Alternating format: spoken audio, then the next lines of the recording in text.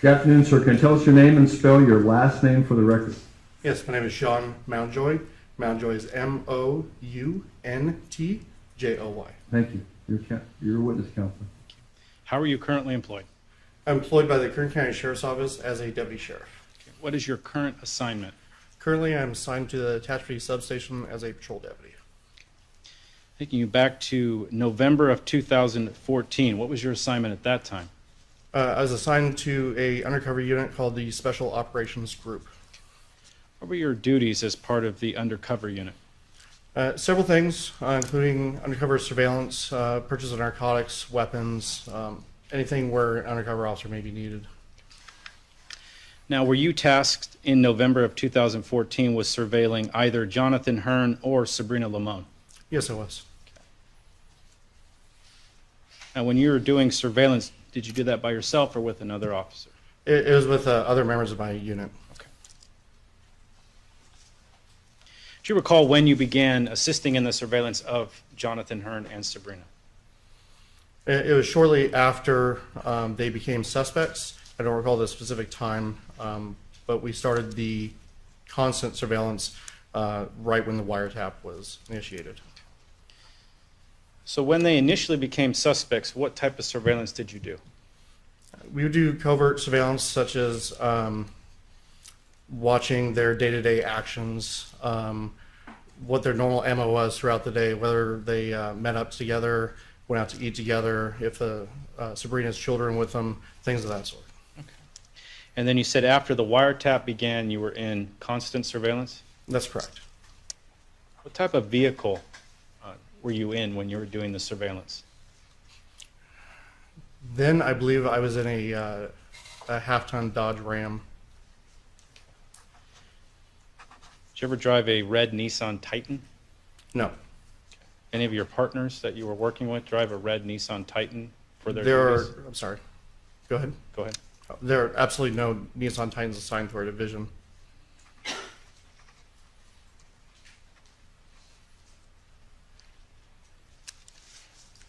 During the time of your surveillance, did you ever observe Jonathan Hearn and Sabrina Limon together? Yes, on several occasions. Where at? In one instance, we were at Round Table Pizza, I believe in Apple Valley, where I ate dinner basically right next to them. Do you know the date when you did that, or at least the time frame? It was within the first week of the wiretap, I'd say. I don't recall a specific date. Okay. And the wiretap began in the first week of November, correct? Yes, it did. 2014? Yes.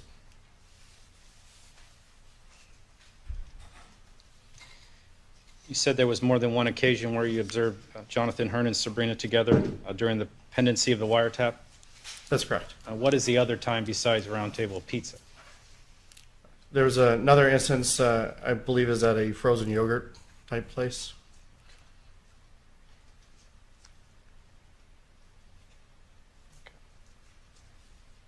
Now, when you're doing the surveillance, are you relaying information back to the detectives, or what's the purpose? Basically, surveillance is for intelligence gathering, just to figure out anything we can about them. Of course, confirming relationships with one another or other people that we're unaware of. Maybe different friends, families, associates. It's essentially just intelligence gathering and, of course, a potential for evidence gathering if the option arises. Okay. Now, were you aware of the time whether or not Jonathan Hearn and Sabrina Limon were in a relationship? I'm sorry, one more time? Were you aware whether or not, for sure, that Jonathan Hearn and Sabrina Limon were in a relationship when you were surveilling them? I was definitely convinced they were in a relationship.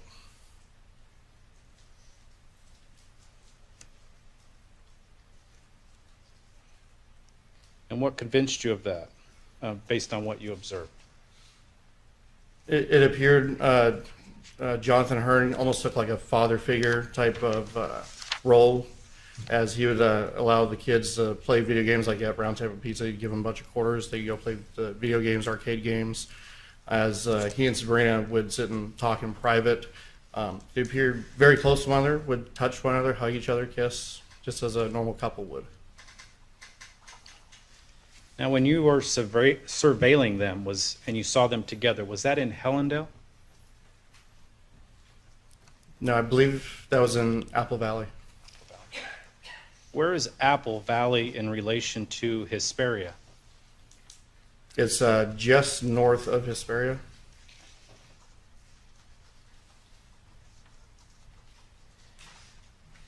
During any of your surveillance, did you see Sabrina Limon and Jonathan Hearn together in either Hesperia or Hellendale?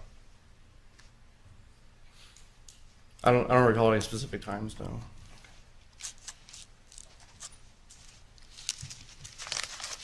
Now, were you involved in... I'm sorry, I remembered one time. Okay, go ahead.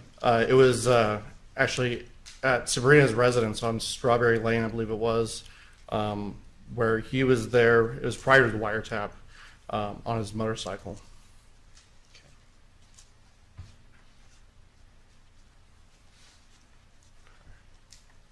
How long prior to the wiretap did you make this observation? That was maybe a week or two prior. Okay. Were you involved in the arrest of Jonathan Hearn? Yes, I was. Okay, where was he arrested at? That was in Redlands at the fire station, and he was inside the fire truck, actually. Now, after he was arrested, where did you take him? We transported him up to Atalanta, where a additional deputy, patrol deputy, had picked him up, and then transported him to the Boron substation. Were you involved in the arrest of Sabrina Limon? Yes, I was. See her in court today? Yes, I do. Describe her location, what she's wearing, please. Yes, she is seated to my left, wearing a black sport coat next to counsel. Indicating for the record the defendant. And where were you when you arrested Miss Limon? That was in Hellendale at the elementary school. What time was it when you arrested Miss Limon? I believe it was morning, maybe early afternoon. After you made the arrest, what did you do? We transported her to the Boron substation. It was Sergeant Harbor and I, and then we drove down to the fire station. Okay. So your first arrest was Sabrina Limon. Your second arrest was Jonathan Hearn. That's correct. Now, did you seize any items from Jonathan Hearn? Yes, he had a cell phone on him. I believe his wallet. I don't recall any other items specifically. Okay, staying with the cell phone. And do you recall what type of cell phone it was? Yes, it was an iPhone. Okay. Did you book that item or provide it to another deputy? I provided to the deputy that was transporting Jonathan up to the Boron substation.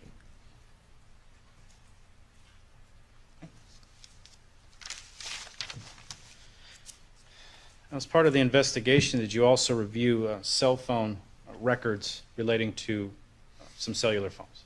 I did. Your Honor, if I may approach, have an item marked.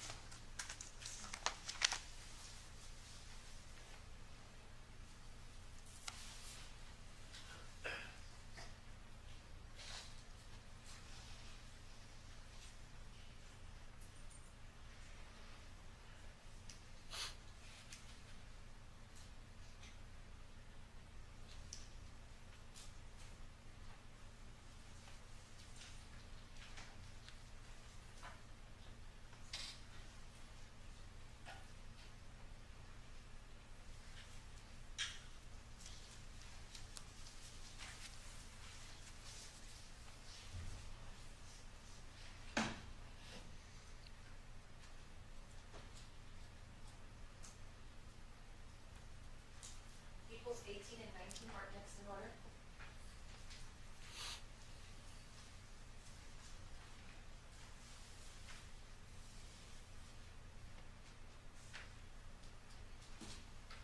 Your Honor, if I may approach the witness. Yes. Start with People's 18. Do you recognize the envelope?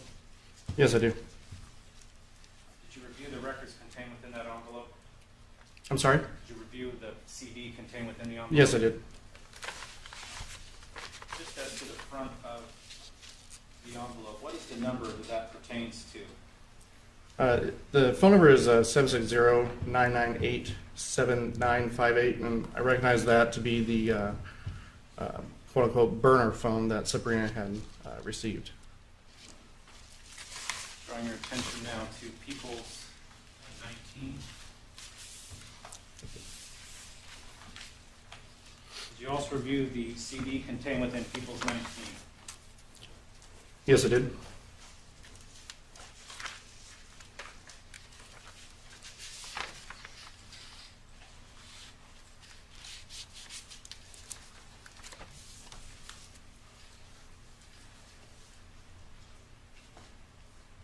You could provide me the CD that came out. The number on the CD? Or-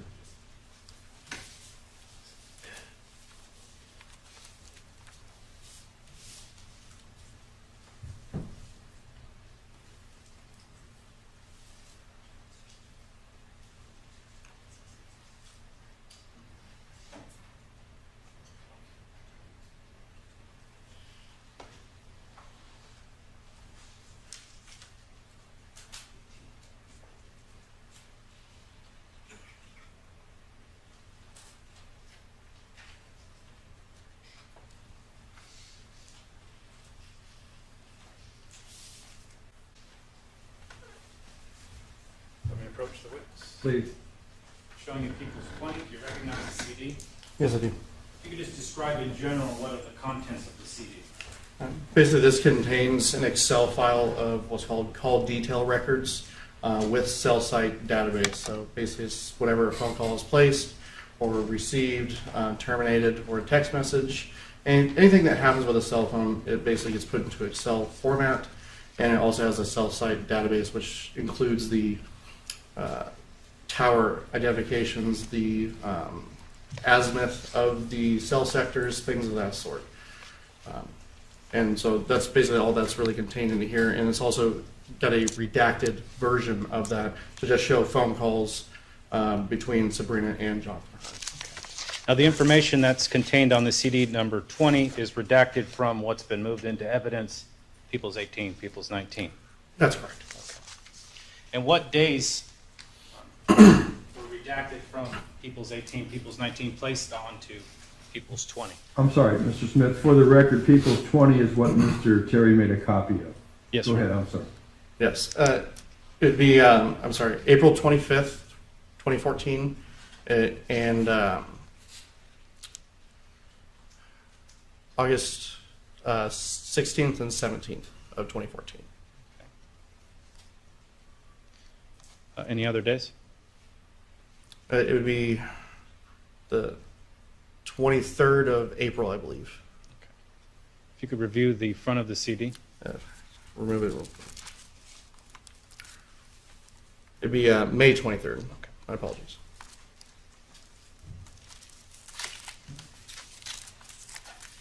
Now, when you were, taking the Excel spreadsheet from the entirety of the records down to a redacted, what information did you use to filter? Essentially, you use a filter option on Excel. You click on it, it brings a drop-down menu, and you can just unselect all phone numbers and then just select the two phone numbers that you want to, during that time, and then you also select the dates that you want. And so it just eliminates anything that you don't need, so you can focus on specific dates or times. Your Honor, I would request People's 20 be moved into evidence at this time, be allowed to publish. Any objection, Mr. Terry? Submitted. To be admitted. Permission granted, counsel.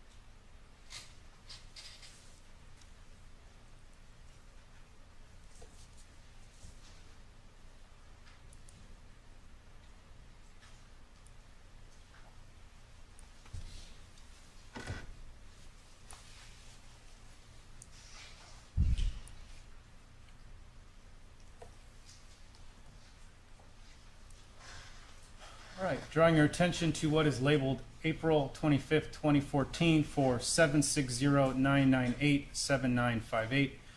What phone does that pertain to? That's Sabrina's burner phone. Opening up the spreadsheet, if you could just describe what we're looking at. Basically, I'm not 100% sure if I can read it from here, but the far left column, it says the network element name. That's more or less the antenna's name for that various section where these cell towers are located. The mobile directory number, that's just the phone number, including area code. The dialed digit numbers, that's specifically what the device was dialed. Whatever somebody pressed in the phone, that's what's going to show up there. I believe the next one's call direction. Yes, call okay. direction. Call direction, that's basically just describing was an incoming or outgoing phone call. That would be the seizure date and time. Seizure date and time is simply the date and time that was made. Most of the time, the records will be in like UTC or GMT time, which we then later convert to be Pacific Standard Time. The seizure duration, that'll be the amount of time that they're on the phone in seconds, specifically for T-Mobile records. The first serving cell site, that will be in reference to if you make a phone call and you're driving down the road, that's the first cell tower that you're connected to. And then if there's a second, there'll be a switch and it'll be your second serving cell tower. Or here it refers to as the last serving cell tower. I can't read the last two columns. It says last serving a cell face and calling party number. Okay, so the last serving cell face, that will be the antenna or cell sector in which it hit. So there's basically three sides to a cell tower typically, and they cover around 120 degrees each to cover a full 360 degrees. And then the calling party number is, again, who was making the phone call. The number is physically making the number. The number is physically making the phone call. So just to step through, starting with the first line, the phone number 998-7958 dialed the number 760-987-3569 on April 25th and spoke for 955 seconds or about 15 minutes. That's correct. The number 760-987-3569, whose phone is that? That'd be Jonathan Hearn's phone. Okay. And then later on, at 19:30 hours, again, 760-998-7958 calls Jonathan Hearn's phone, and again for about 15 minutes. That's correct. Now, as to the phone records for 760-998-7958, on what day is that phone initiated or begun to be used? That was the May 23rd date where it dropped off. Oh, I'm sorry, where the 998 number picked up. As to the date currently up there, April 25th? Yes, April 25th is the actual date, yes. Okay. So the first day that the phone is used, the burner phone, what is that date?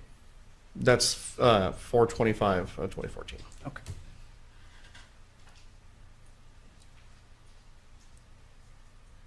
And moving on to what's labeled May 23rd, 2014, for the phone number 760-987-3569, opening up that spreadsheet.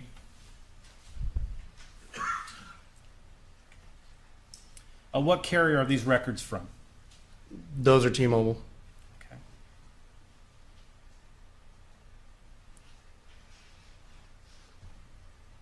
And this has the similar information of what you've testified to as to start time and what phones are making those calls, correct? That's correct. Now, when you did the redacted version, you selected calls between Jonathan Hearn's phone and Sabrina's burner phone, correct? That is correct.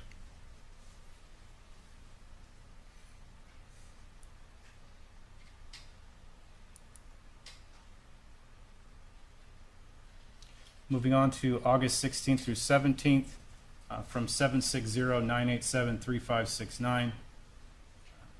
If you could describe what you've redacted in this spreadsheet. Can you say one more time, please? Just describe what you've redacted in this spreadsheet for the 16th and 17th of August. For the 16th and 17th, I just eliminated all other phone numbers other than Sabrina's, just to see who else was calling or texting or anything else during the 16th and 17th.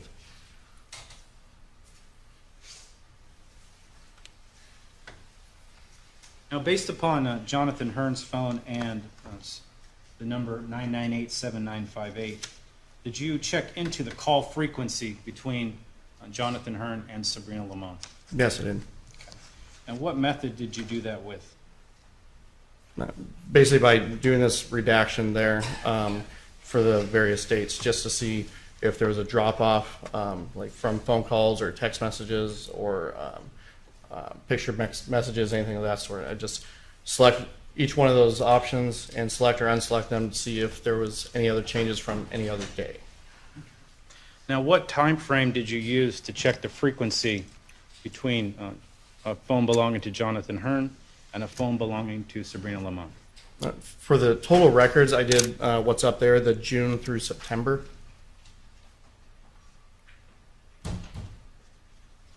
Do you recall the total number of calls or text messages between the two phones?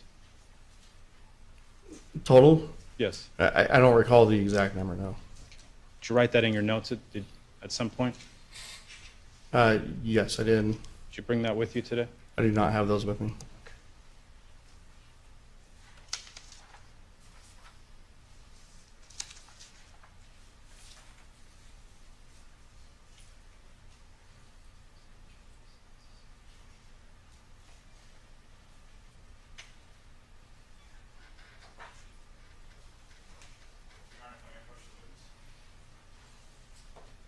Fresh recollection. Yes, Your Honor. Uh, Do you recognize the notes contained there? I do. Is a copy of your notes? Yes, they are. Okay. Would those assist in refreshing your recollection as to the review that you did of the cellular phones that have been admitted under Peoples 18 and 19? Yes.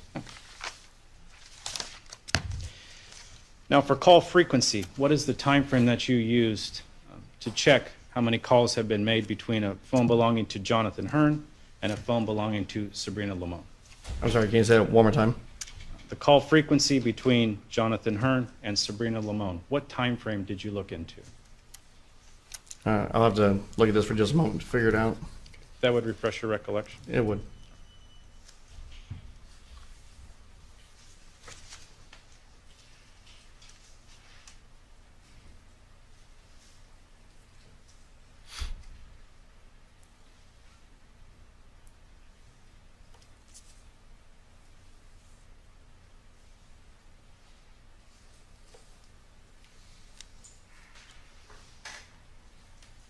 Are you referring to the burner phone specifically? Or To any phone associated with Sabrina Limon.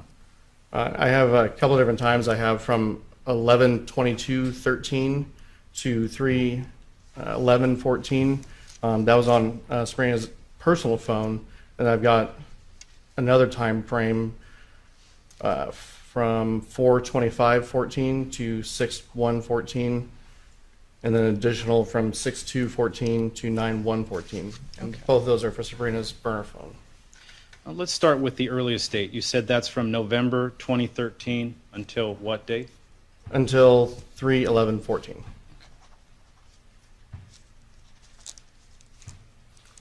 And what is the call frequency between Jonathan Hearn's phone and a phone associated with Sabrina Limon on the records you reviewed? There was about 526 phone calls for that time period. Does that include text messaging? Yes, it does. Now, moving on to the date from April 25th, you said through June 1st, is that correct? That is correct. Okay. Now, what phone are you reviewing at that time? That would be Sabrina's burner phone, the 998.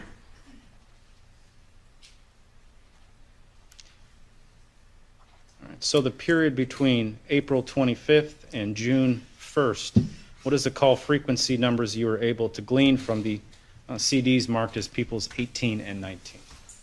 There was 1,600 calls and text messages.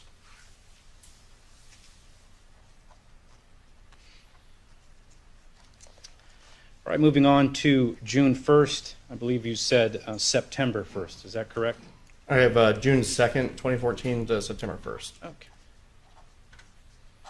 And that's where there were 5,909 calls and texts. 5,000. If you could repeat that, please. It's 5,909, 5909. And what phone numbers are we talking about? Which phones? That'd be Jonathan Hearn's phone and Sabrina's burner phone, which is the 760-998-7958.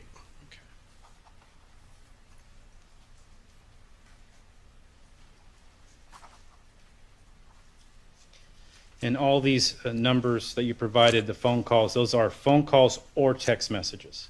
That's correct. Does that also include like multimedia text or just text messaging? It will include the MMS. Okay. What is MMS? That's basically the picture message. When you're trying to send a picture of anything, that's what the message is actually called. Okay. Nothing further. Terry?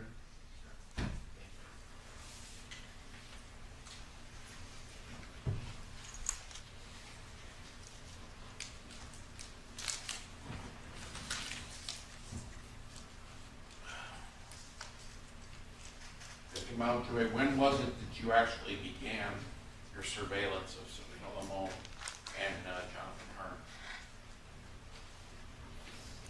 Hearn? It was pre-wiretap.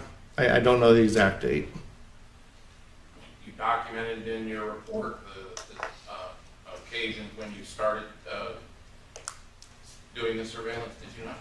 No, we forward any leads that we have, because again, surveillance is just basically information gathering, and so we would just forward that information to detectives who are more familiar with the case, so they can then sort with it as they need. And you'd indicated, I think it was on direct, that there was no deputies involved that were using a red Titan pickup, is that right? That's correct. Now, some of the more suspicious activity that you observed Mr. Hearn and Ms. Limon engaged in during the time that you were surveilling them was them being with her children and eating pizza at a pizza parlor, is that right? I don't think I ever testified to it being suspicious. Well, you saw them together. This was after Robert passed away, is that right? I did see them together, yes. Okay. And that was in a round table pizza parlor, is that right? That's correct. Okay. And the children were there, is that right? That is correct. Was there anybody else with Jonathan Hearn when he arrived? No. And the children, when I think you said he gave them some money or tokens to go use the video games, is that right? That is correct. And then you saw one other time where it was Jonathan Hearn and Sabrina Limon at I think you said a yogurt shop? It was like a frozen yogurt parlor restaurant. When was that? I don't recall the specific date.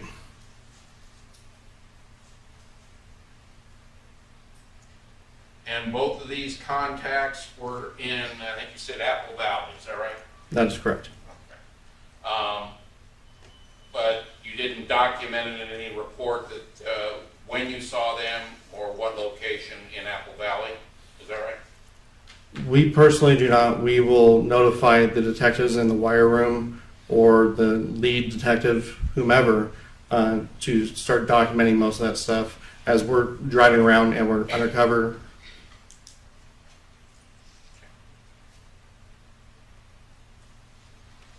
Now, with regards to cellular phones, you keep referring to the one phone that Sabrina had as a burner phone. Was this as a pay-as-you-go phone? I don't know what the payment method was, no. Okay. It's typical with a burner phone is you pay for it as you're going along. Is that right? Are you referring to prepay or postpay? Yeah. Prepaid phones, that type of thing. That's It- one of the things a burner phone so that there's no. You can go to a store and purchase it. You don't have to have your name. You just prepay for the minutes and you use it, and then throw it away, right? That is one of the methods, yes. Okay. A burner phone is actually one that cannot be traced back to the individual who purchased it, right? Sometimes, yes. Well, that's the purpose, really, is to try to cut off the way to get back to the purchaser of the phone, right? If you call it a true burner. Which is the point I'm making is that you can have a burner phone under an alias, a false name, somebody else's name, things of that sort. And that could be a postpaid phone and still be considered a burner phone. Okay. In this instance, whose name was on that particular phone that you attribute to Ms. Limon? Who purchased it? There was no name attached to the subscriber information on that phone. Do you know how Ms. Limon came into possession of that particular phone? I was told by investigators that Jonathan Hearn had purchased it for Sabrina. And that's the only way you know who actually provided it to her. Is that right? That's correct. Now, you talked about, this phone you said was activated sometime in April of 2014? Right? That's correct. And it went into first used around April 25th of 2014, is that right? That is correct. There was two phones that Jonathan Hearn had, right? There was an iPhone, and then there was another phone, which you called, I guess, a burner phone for him. I never received those records. Okay. Now you came to the conclusion that Sabrina Limon and Jonathan Hearn were involved in a relationship. Is that right? That's correct.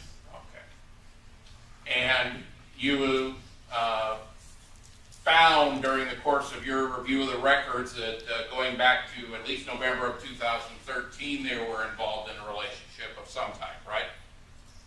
Yes, that's correct. Okay. In other words, they were contacting each other a lot on the phone. Would that be accurate? Yes. Okay.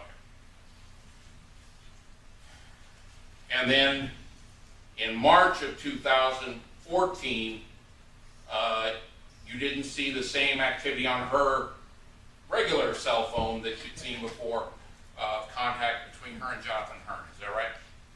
That's correct. In other words, at some point from March until the end of April, there was not the contact between the two of them, at least their phones. Is that right? It switched to the other phone. Yes. Okay. The contact between the two of them. That is correct. Okay. And were you aware that sometime in March of 2014 that Robert Limon had found out that Sabrina was still seeing Jonathan Hearn? Yes. And so one of the reasons that they had, or at least Jonathan Hearn supplied her with another phone, was because they were continuing with their relationship in some way, correct? That would be a reasonable conclusion. Objection is what, counsel? As phrase sustained. You know whether or not, in fact, that was whether or not they purchased, or Jonathan Hearn purchased that phone so he could maintain contact with Sabrina alone without her husband knowing. Objection, speculation. Overruled. You can answer. I can't make an honest opinion on that because I don't know what their thought was at the time. Okay. But certainly if she was still wanting to see Jonathan, and Jonathan was still pursuing her, that she would, and her husband may have objected in March of 2014, and they still continue their relationship, she would try to have some way to contact him, not using her own cell phone, right? Objection assumes facts, not an evidence. Sustained. Now, you talked a lot about phone contacts, in going through the records that were even the redacted versions, such as August 16th to August 17th, I noticed that there were a lot of 0-second contacts between the two phones. Did you notice those also? I did. Okay. Were those part of your statistical analysis and with regards to their contacts? Were you including those in the contacts? Yes, I did. Oh, okay. So where they're not actually speaking with each other, not contacting each other, and there's no indication of data being transferred even, but despite that, you still include those as contacts between Sabrina Limon and Mr. Hearn. If the number is 0, it won't be a contact. Well, you included those in your statistics, though, did you not? There was never a day where there was a full 0 across the board, as in 0 phone calls, 0 texts, and 0 MMS messages. There was never a single day like that. Well, when you were giving your total contacts, were you including the 0-second calls? In other words, where there was no connection or there was no transfer of data of any type in your statistics? Yes. Okay. And that would increase the number of what you call contacts, right? No. Well, if you include them in your statistics, that would increase the number of contacts, right? As I explained before, if it's a 0 contact, it will not increase the number, but for averages and percentages, that will change if there's a 0 day. We call that an anomaly.